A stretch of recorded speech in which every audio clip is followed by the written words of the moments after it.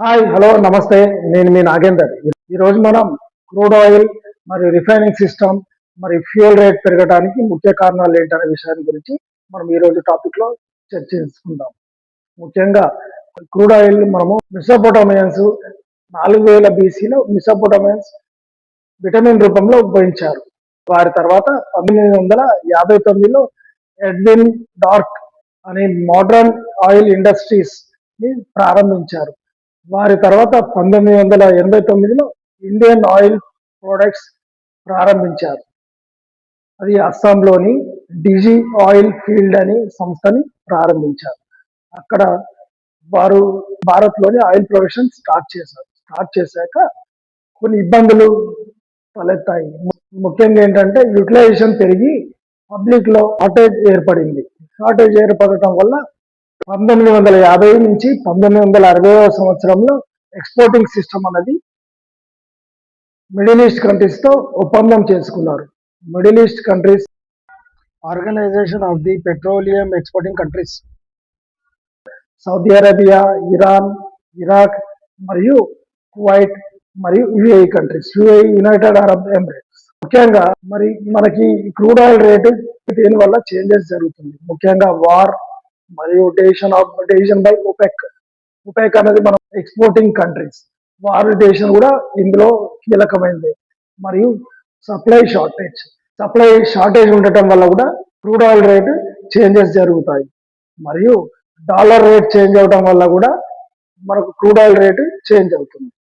ఇది ముఖ్యమైన 4 పాయింట్స్. అవి ఏంటంటే మనకు ఈ price rate, crude oil rate పెరగడం తగ్గడం అన్నది ఆధారపడి ఉంటుంది. కంట్రీస్ లో హ్యూజ్ రిజర్వ్ కలిగి ఉంటాయి. ఇది భూమి అడుగు భాగంలో భారీ నిల్వలు కలిగి ఉంటాయి. 1977లో యుఎస్ ఎనర్జీ ఇన్ఫర్మేషన్ అడ్మినిస్ట్రేషన్ అనే సంస్థ స్థాపించారు 1977లో. దీని ముఖ్య ఉద్దేశం ఏంటంటే దీని దగ్గర ప్రతి ఒక్క crude oil information, rate, ratio analysis అన్ని చేసి వీరి దగ్గర డాటా ఉంచుకుంటారు. ఇది యుఎస్ లో ఉంది. వీరి ఇచ్చే డాటా పైనే ప్రతి ఒక్క క్రూడ్ ఆయిల్ రేటు కూడా ఆధారపడి ఉంటుంది. ముఖ్యంగా ఈ సర్టన్ టెంపరేచర్ ఉపయోగిస్తూ డిస్టిలేషన్ టవర్ లో డిస్టిలేషన్ లేయర్ కి పంపిస్తారు. డిస్టిలేషన్ టవర్ లో డిస్టిలేషన్ లేయర్స్ వచ్చేసి 6 లేయర్ గా విభజిస్తారు. మొదటి లేయర్ గ్యాస్ అనే విషయం మనకు తెలుసు. గ్యాస్ అటువంటి ఈ 20 డిగ్రీస్ సెల్సియస్ నుంచి 40 డిగ్రీ సెల్సియస్ టెంపరేచర్స్ లో ఉపయోగించి ఆ గ్యాస్ ని ఆ లేయర్ కు పంపిస్తారు. రెండోది petrol layer. Petrol 40 degree Celsius నుంచి 200 డిగ్రీ సెల్సియస్ వరకు టెంపరేచర్ లో ఉంచి దీని పెట్రోల్ ని ఆ లేయర్ కు పంపిస్తారు. మరియు నెక్స్ట్ వచ్చేసి మూడో లేయర్ అయినటువంటి నాప్తా మరియు కిరోసిన్. కిరోసిన్ మనకి ముఖ్యంగా ఏరోప్లేన్స్ ఫ్యూయల్ గా ఉపయోగిస్తారు మరియు వంటకు. మరియు ఫిఫ్త్ లేయర్ అయినటువంటి హెవీ లూబ్రికెంట్ ఆయిల్. మనకు తెలుసు, మనము బండ్లలో ఉపయోగించే లూబ్రికెంట్ ఆయిల్. ఇది 300 డిగ్రీ సెల్సియస్ నుంచి 400 డిగ్రీ సెల్సియస్ వరకు టెంపరేచర్ లో ఉంచి ఈ లేయర్ కు పంపిస్తారు. చివరిగా వచ్చేసరికి మనకి రెసిడ్యూ లేయర్ అనగా ఇందులో హెవీ మెటీరియల్ అంటే ఏంటంటే ముఖ్యంగా విటమిన్ మరియు ఎస్ప్లాట్.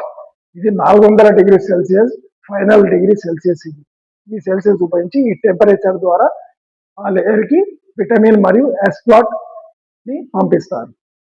ఈ లేయర్ లో 6 లేయర్ లో వీటిని పంపిస్తారు.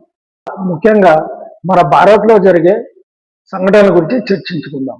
ముఖ్యంగా ఇప్పుడు private sector companies, public sector companies రెండు ఉంటాయి.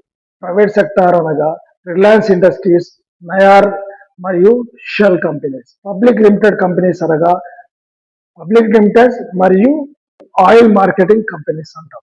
పబ్లిక్ లిమిటెడ్ కంపెనీస్ నే మనము ఆయిల్ మార్కెటింగ్ కంపెనీస్ అని అంటాం. అందులో వచ్చేసి ఐఓసి, బిపిసిఎల్, హెచ్పిసిఎల్. ఐఓసి అంటే ఇండియన్ ఆయిల్ కార్పొరేషన్ మరియు BPCL Bharat petroleum corporation limited మరియు హెచ్పిసిఎల్ అంటే హిందుస్థాన్ పెట్రోలియం కార్పొరేషన్ లిమిటెడ్. మనం ఇంతకుముందు చర్చించుకున్నటువంటి ముఖ్యమైన విషయం ఏంటంటే డిస్టిలేషన్ ప్రాసెస్ తర్వాత నెక్స్ట్ చేసేదే మనం క్రాకింగ్ ప్రాసెస్. ఇవి ప్రైవేట్ మరియు పబ్లిక్ సెక్టార్ కంపెనీస్ వాళ్ళు చేస్తారు. ఇవి ఏంటంటే పెద్ద మాలిక్యూల్ నుంచి చిన్న మాలిక్యూల్ గా కన్వర్షన్ చేసి ప్యూరిఫికేషన్ కోసము మరియు క్వాలిటీ కోసము వీటిని క్లీనింగ్ మరియు మిక్సింగ్ ప్రాసెస్ లో యూజ్ చేసి వీటిని ప్యూరిఫై చేసేసి మరి క్వాలిటీగా ఉండే పెట్రోల్ని డీలర్స్ కి సప్లై చేస్తారు. ప్రజెంట్ పవర్ పెట్రోల్ రేటు ₹2.35 పెరిగింది. మరియు ఇండస్ట్రియల్ డీజిల్ బల్క్ లో పర్చేస్ చేసే దాని మీద ₹22 పెరిగింది. ప్రజెంట్ నార్మల్ పెట్రోల్ రేట్ వచ్చేసి ₹107.50 ఉంది. డీజిల్ ₹95.75 ఉంది. అది ఇవాటి రేటు. రేపటికి చేంజ్ అయ్యే అవకాశాలు కూడా ఉన్నాయి. ముఖ్యంగా మనకి ఇప్పుడు జరిగేది ఏంటంటే ప్రైవేట్ సెక్టార్ ఇండస్ట్రీస్ అయినటువంటి రిలయన్స్ మరియు నయాగార్ షెల్ వారు జరిగిన సప్లై రుణం చెల్లించనందువల్ల ఇప్పుడు క్రెడిట్ వసూలు చేస్తూ మరియు అడ్వాన్స్ కూడా స్వీకరిస్తున్నారు. కొంతమందికి సరఫరానే ఆపేస్తున్నారు. దీనివల్ల డీలర్స్ చాలా ఇబ్బంది పాలవుతున్నారు. ఇబ్బంది పాలైపోయి 40 నుంచి 50% పెట్రోల్ బంకులు మూతలు పడుతున్నాయి. మూతపడటం వల్ల ఈ ప్రభుత్వ పబ్లిక్ సెక్టార్ అయినటువంటి ఐఓసి మరియు బీపీసీఎల్ హెచ్పిసిఎల్ మీద ప్రెషర్ పడుతుంది. ఒత్తిడి ఇవ్వడం వల్ల ప్రజలు చాలా ఇబ్బంది పాలవుతున్నారు, ఆందోళన చెందుతున్నారు. ముఖ్యంగా ట్యాక్స్ తగ్గించి సరి అయిన సప్లై, డిమాండ్కు సరిపడా సప్లైని అందజేసేలా చర్యలు ప్రభుత్వం చేపట్టాలి. మనము ముందు టాపిక్ లో మనం చర్చించాం.